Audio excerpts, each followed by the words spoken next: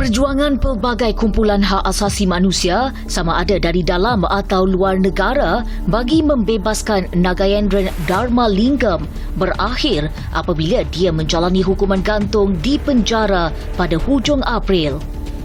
Tertuduh Nagaendran Dharmalingam 34 tahun menjalani hukuman terbabit bagi kesalahan menyeludup dadah jenis heroin 44 gram memasuki Singapura yang melaksanakan antara hukuman terberat di dunia bagi kesalahan berkaitan dadah.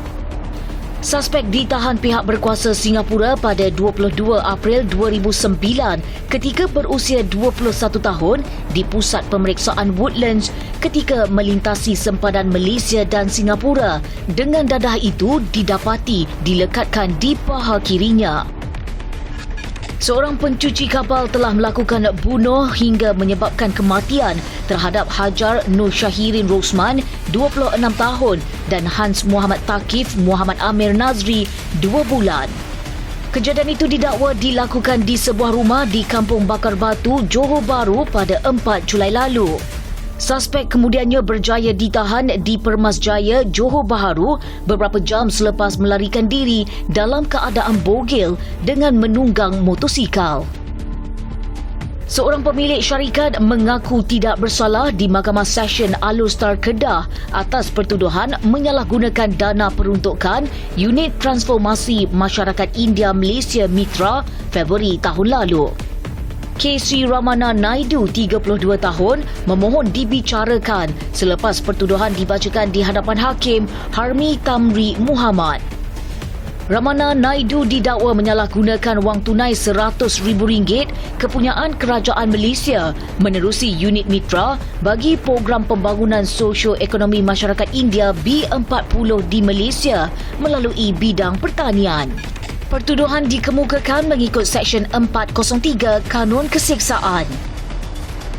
Pasukan forensik dari Bukit Aman memeriksa rumah bekas pembaca berita sebuah stesen televisyen Zalina Shahra Azman atau dikenali sebagai Zalina Azman bagi meneruskan siasatan kes kehilangan wanita itu.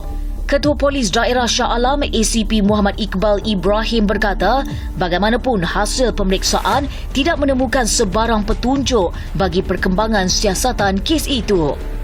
Polis menerima laporan mengenai kehilangan Zalina 58 tahun daripada anak lelakinya Mikael Norman 33 tahun 29 November tahun lalu yang cuba menghubunginya sejak 24 November bagi memaklumkan datuk pengadu dimasukkan ke hospital namun wanita itu tidak dapat dihubungi.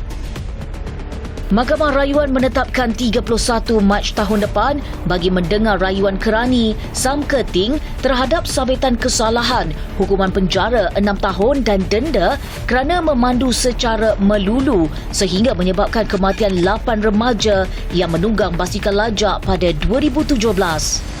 Pada 28 Oktober 2018, Mahkamah Magistrate Johor Bahru membebaskan Sam tanpa memerintahkan membela diri terhadap pertuduhan memandu secara melulu atau berbahaya sehingga menyebabkan kematian 8 remaja di Jalan Lingkaran Dalam pada 3.20 pagi 18 Februari 2017.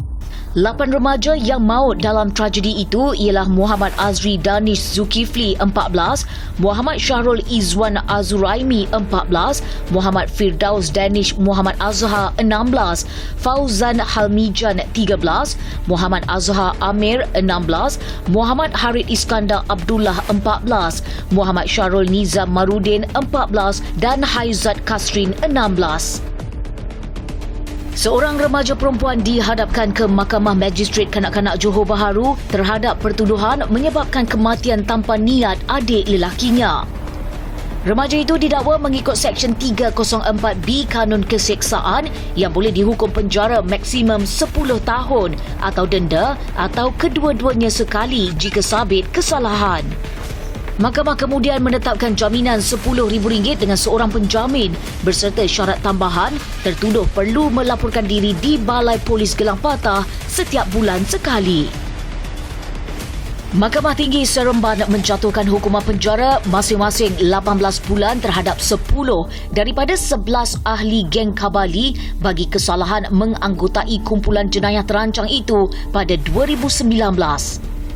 Kesemua tertuduh didakwa menjadi ahli geng Kabali iaitu satu pertubuhan menyalahi undang-undang antara 1 Februari hingga 27 November 2019 mengikut Seksyen 43 Akta Pertubuhan 1966. Terdahulu, Timbalan Pendakwa Raya Syafiq Hasim meminda pertuduhan terhadap mereka daripada Seksyen 135 Kanun Kesiksaan di bawah Akta Kesalahan Keselamatan Langkah-Langkah Khas 2012 SOKSMA kepada Seksyen 43 Akta Pertubuhan 1966.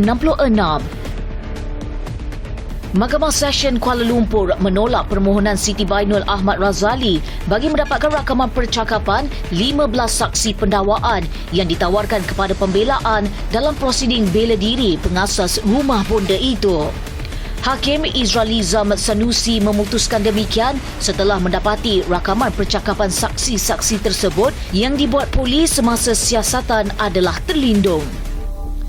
Siti Bainun didakwa mengabai dan menganiaya remaja perempuan berusia 13 tahun itu sehingga menyebabkan mangsa mengalami kecederaan fizikal serta emosi di sebuah unit kondominium di Wangsa Maju antara Februari dan Jun 2021 mengikut Seksyen 31-1-A Akta Kanak-Kanak 2001.